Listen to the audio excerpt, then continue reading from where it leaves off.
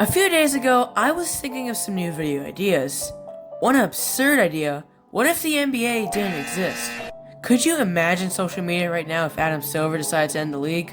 What would happen to all these NBA players and teams we all know and love? But I'm saying right now, like in 1 second in the future. What if again, the NBA was never created to begin with? How would the game of basketball be impacted? Would there still be a 3-point line? How about those memes you see online? If the NBA didn't exist, sports history would have been almost completely different. There may as well be a fictional league that becomes popular just like the NBA, or an already existing one that gets its big break. Or maybe every league will flop in the worst case possible. In my previous video, I talked about a what if related to Michael Jordan being traded to the Los Angeles Clippers. Michael Jordan was the face of the NBA, and if it didn't exist, how would this change his legacy? When you think about it, there's 4 major associations in sports: the NFL, the MLB, the NHL, and the NBA. It would only be a big 3 now, and it would feel off. In today's video, I talk about the implications on if the NBA was never created.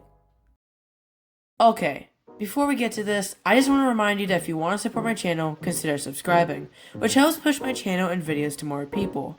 I would really appreciate it. In the 1940s, when the NBA was starting out as a BAA, or the Basketball Association of America, there were a few leagues that were competing. First, there was the American Basketball League. The ABL had been first organized in 1925, and after folding in 1930 due to the Great Depression, it rematerialized in 1933. The organizer of the ABL was also the president of the NFL, Joseph Carr, an Ohio native. By 1928, when the ABL had grown to 8 teams, there were 2 divisions. These 2 divisions had the same name the NBA does today: Eastern and Western. After its rematerialization, the ABL's teams were now mostly on the East Coast, with teams surrounding Philadelphia and New York City's metropolitan area. One of the dominating teams of the ABL throughout the late 1930s and into the 1940s was the Philadelphia Sphaz. They won the most championships in league history, with 7. The ABL was the first basketball league to have contracts. For an amount of time, a player would sit up for a team whilst getting paid every month. Prior to the invention of basketball contracts, players would just randomly hop from team to team with no end in sight. These contracts were up to $1,500 a month. The ABL also made backboards mandatory, added a 3-second lane violation, and foul-outs. Double dribbles were also not allowed. One of the first stars of the ABL was Honey Russell. Russell was able to take this contractless scheme that the ABL had for a while before adding them to such an extent that he moved teams not 6, not 10, not 15, not 20, not even 25. In fact, the number is so large, I almost miscounted.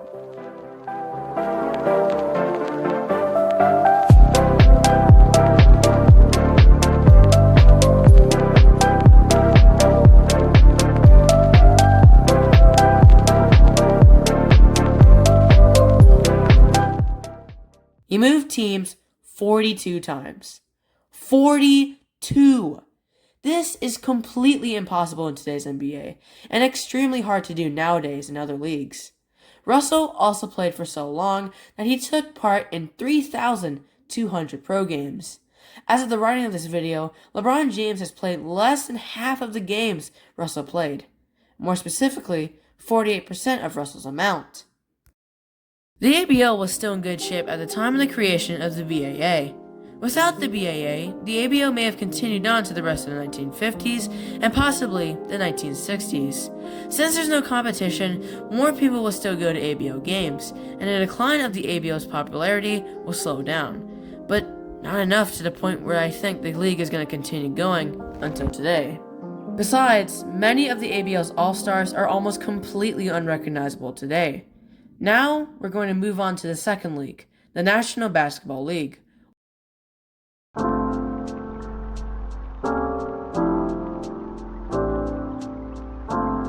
This time, the NBL actually had great all-star NBA talents that played: George Mikan, Arnie Risen, and Jim Pollard.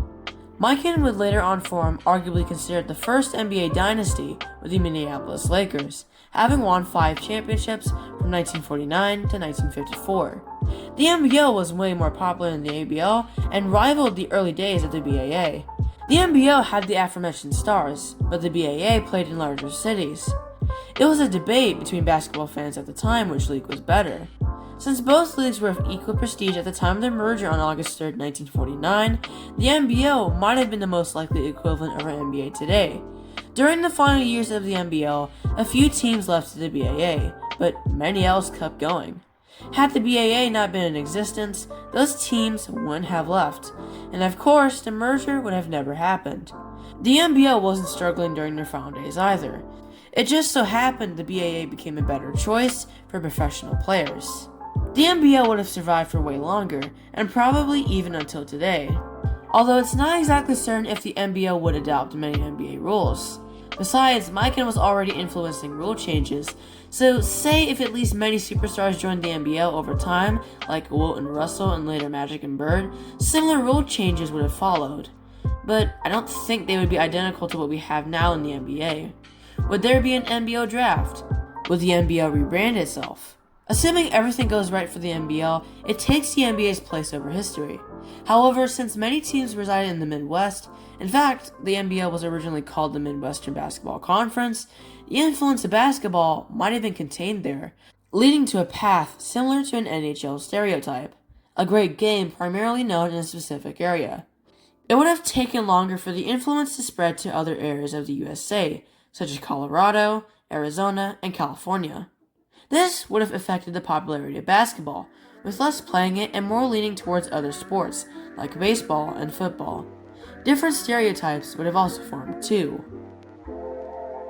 If the NBL gets great popularity, since it will be contained to the Midwest, maybe that will inspire a new owner to create an Eastern, Northern, or Southern league. We might end up with 4 different leagues for 4 different parts of the United States. We might end up with a countrywide playoff bracket with the best teams in those 4 leagues, and a lesser chance of European leagues, so players such as Luka Doncic or Arvydas Sabonis would have probably shifted their interest away from basketball to another sport or venture. Speaking of interests, there would have been many Midwestern players, so some professional Midwestern players who in real life were focusing on other sports might have suddenly had the motivation to become NBA players. So this could end up in completely different dynasties and even superstardom in those new players. Now, let's ask another question. What would be the major effects of the NBL instead of the NBA? One is that, since the spread of the NBL would have been a lot more contained, internet culture and memes would have been different too. A lot of the memes you see about basketball, and potentially all of sports, would have been tailored to the Midwest instead. New viral moments would have been cemented in time. Midwestern slang terms would have been way more prevalent and brought to the rest of the United States, and we might just be using them now. Would we still be saying, "He's him," when a player is on absolute fire? Or "Ball don't lie"? Hip-hop culture would have probably been a fad, since the spread of basketball to the Midwest also would have caused country music to be associated with basketball. Hip-hop being associated with basketball was a major reason why it's popular today. Artists like Snoop Dogg and Eminem might have gone different paths in life. Would the lo-fi I'm using in my videos exist? Probably not. I would be putting country music instead. There's not much to mention about culture since some of it isn't directly related to basketball, but it goes to show our daily lives would have been impacted. Our fashion, maybe the things we eat, and our interests in sports and other hobbies. Okay, turn it down now. This doesn't even feel right. There we go. And 2, in the NBL, the names of teams would have been really different from ones in today's NBA. You could say one day Michael Jordan would win a championship with the Waukegan Sunrisers in 1990, or David Robinson becoming 6th Man of the Year for the Cleveland Sparks in 2002. A team can be often associated with one particular player. Take the Hornets and Kemba Walker, or De'Aaron Fox for the Kings. Small and large market teams might be more mixed up, so in these NBL drafts, there could be more large market teams in the NBA, which could get a top pick in the draft lottery. Bias for large market teams might be even bigger, or the majority of teams will be small market, and everyone gets equal opportunities to create rosters with lots of depth, or draft franchise-changing players. As I've said before, the dynasties themselves will be different.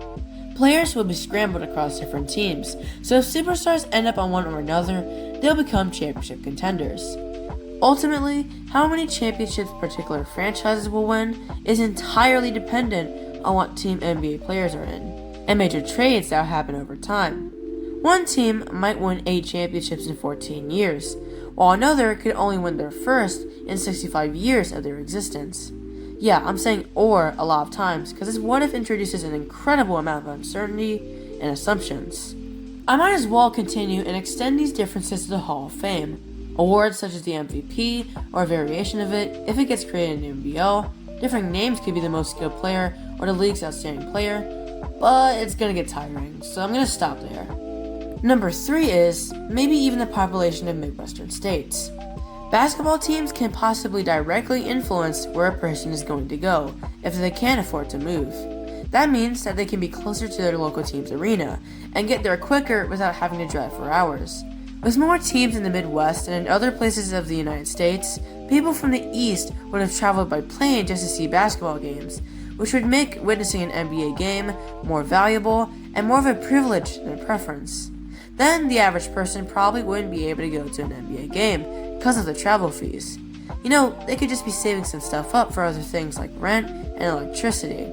If you're in the Midwest in this alternate reality, you should have been grateful that you're in a small part of America that can witness games in person, not just on television. If you were born there, you're even luckier since you never had to move, or if you did, it wasn't by that far, and it didn't really impact transportation times to an arena. That's a money saver. Finally, fourth effect is the fans.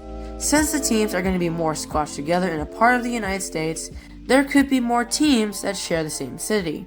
So a more split divide between fans in a single city might occur than in the NBA. Let's say that in Chicago there might be 3 teams. One is a championship contender, the other is just over 500, and the last is not even close to making the playoffs.